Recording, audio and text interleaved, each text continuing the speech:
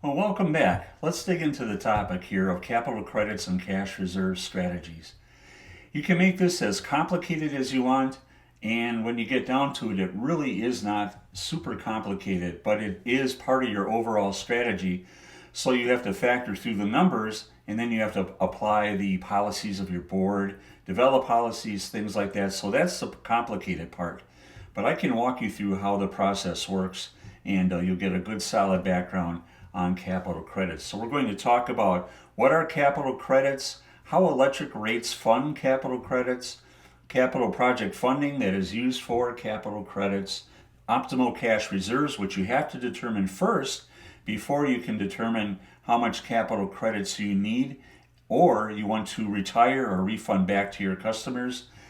And that capital credit refund process is pretty systematic. You can walk through that. And then some key strategies that are used by co-ops in refunding capital credits and funding their operations and their cash reserves.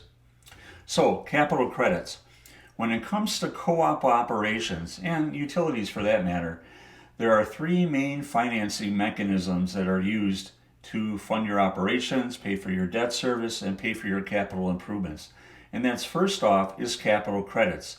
So that is an amount that is invested in your co-op by your customers, and they pay it through their electric rates. You calculate what we call the margin, which I'll show you in a few slides here, and you retain those in the business. And if you look at your financial statements, you'll see a segment on there that says patronage capital. That is the capital credits. The second type of financing is loans from the Rural Electrification Administration, or the REA. Here you can borrow money from the REA at tax exempt rates. So what that does for a co-op is allow you to borrow money at a very low percentage of interest compared to your investor-owned counterparts. So for example, you can borrow at the time of this recording REA money at about 3%, where your investor-owned counterparts are issuing bonds for probably 6, 7, 8%. So what that does is you have a built-in inherent advantage in electric rates of about 5% right out of the chute by being able to borrow from the REA. So it really is in your interest to borrow a lot of money up to a certain point. And we have other classes on capitalization and how much money you should borrow in your balance of debt to equity and all of that. You can check them out on our class page.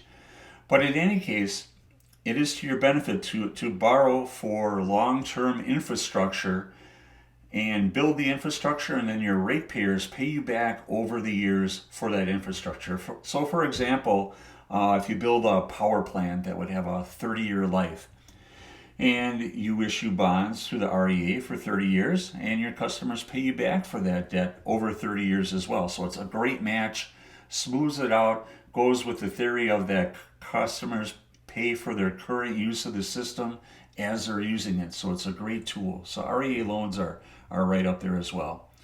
And then electric rates are the general electric rates that you use for operations.